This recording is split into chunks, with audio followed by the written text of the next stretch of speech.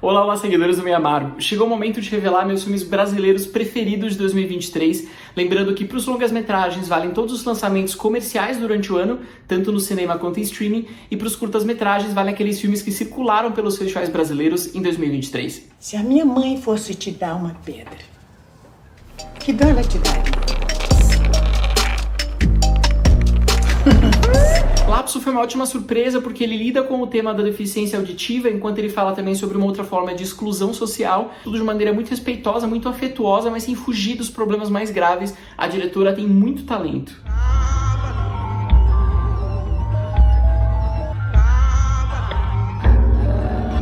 Sol Mata-Lu é um desses filmes um pouco mais experimentais aqui da lista, que nos lembram que as produções mais interessantes vindas dos novos cineastas brasileiros estão especialmente naquelas que se permitem brincar com a linguagem. Você promete aceitar Jesus no seu coração e se tornar uma mulher submissa ao Senhor?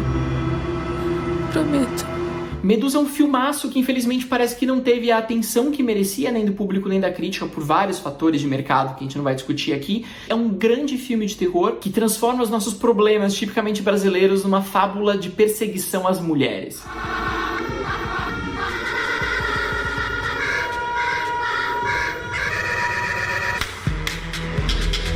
Eu já tinha ficado muito impactado com o trabalho de Jorge Pedrosa em Macho Carne. Ele continua explorando a estética queer, kitsch, próxima do horror, muito bem em Casa de Bonecas, e tem muito orgulho de mostrar todos os corpos, todas as expressões de sexualidade, sem intenção de chocar, mas também sem esconder para não ferir o pudor do público.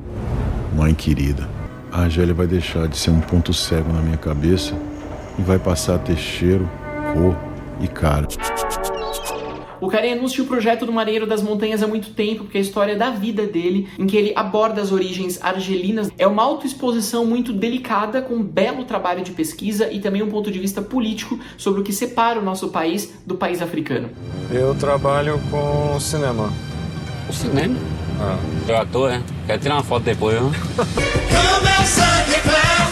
E em seguida o Retratos Fantasmas do Kleber Mendonça Filho, mais uma prova de que a gente pode sim fazer filmes autobiográficos sem se tornarem uma grande egotrip. Aqui o Kleber Mendonça utiliza a infância dele para falar sobre o cinema e sobre as transformações de uma cidade, o Recife, de um modo muito mais amplo, e aí que está o interesse do filme.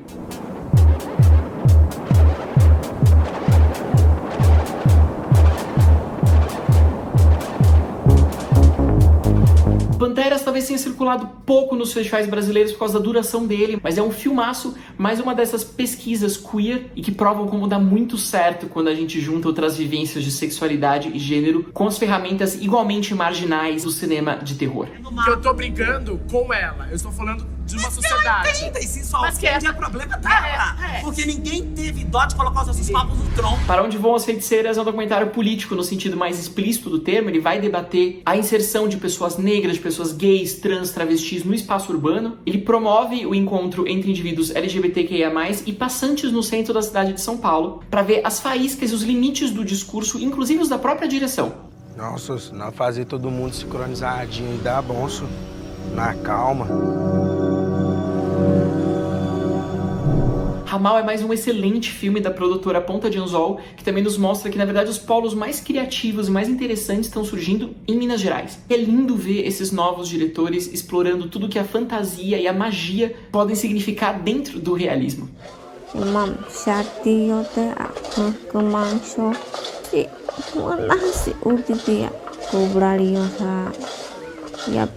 Em 2023, esse trio de diretores Yanomami lançaram nos festivais de cinema não um, mas 3 curtas-metragens, todos eles excelentes. Uma Mulher Pensando é o meu favorito, porque mostra o ponto de vista de uma mulher frente a uma prática indígena permitida apenas aos homens, e que tem uma estética, uma maneira de enxergar o mundo, de filmar, de enquadrar, de usar a luz, que é completamente diferente daquilo que os nossos olhos brancos estão acostumados a ver e a fazer.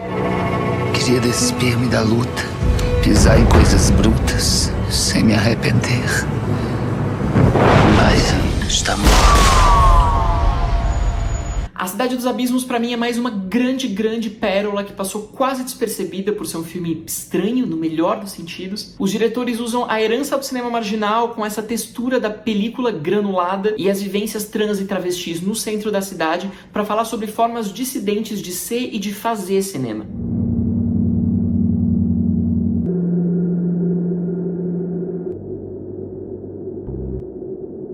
tanto o Fábio Rogério quanto o Jean-Claude Bernardet são dois grandes pensadores de cinema que também fazem filmes e aqui decidem filmar a própria decadência, digamos, do corpo do Jean-Claude Bernardet, que passou várias vezes por hospitais, ele já é um homem idoso, e que enquanto está revelando a própria dificuldade dele de estar ali numa maca, ele reflete sobre a maneira como o capitalismo lucra em cima da nossa doença e sobre as imagens que a gente costuma oferecer ao espectador sobre corpos doentes. É excelente. Pra mim, otário é aquele que fica num mundo só, sacou?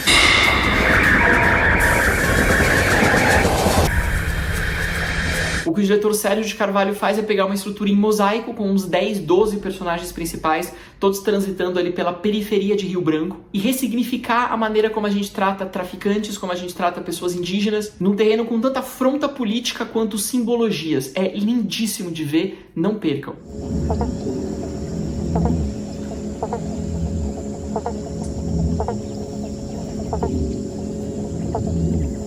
A Paula Gaetan é uma das maiores cineastas brasileiras em atividade. Se alguém tiver qualquer dúvida, basta assistir a essa obra monumental que é Luz nos Trópicos. Uma proposta maluquíssima de unir o Brasil de séculos atrás com o Brasil contemporâneo, com uma viagem a Nova York e com experiências junto aos povos indígenas. Tudo isso de maneira muito fluida e lindamente filmada, com um cuidado de som impecável e um senso de organização de imagens e de produção de sentido que só a diretora tem.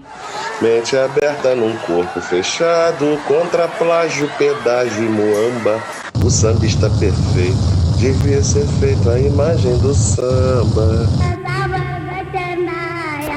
Caixa Preta, pra mim é um grande acontecimento do audiovisual brasileiro. O filme é perturbador, tem horas que você assiste e fala, mas o que é isso que eu tô vendo? Tem uma tela preta só com sons, tem sobreposições de imagem. A conclusão dele, pra mim, é a melhor e maior cena do audiovisual brasileiro que eu vi esse ano. E explicita muito bem todas as reflexões dos diretores sobre a experiência de ser negro e da história da negritude no Brasil. É isso, eu fico por aqui hoje. Coloca aqui embaixo os seus preferidos desse ano que eu vou adorar saber. Não se esquece de seguir o canal do Meio Amargo e também de conferir tudo que eu tô publicando diariamente no site do meiamargo.com. Até a próxima!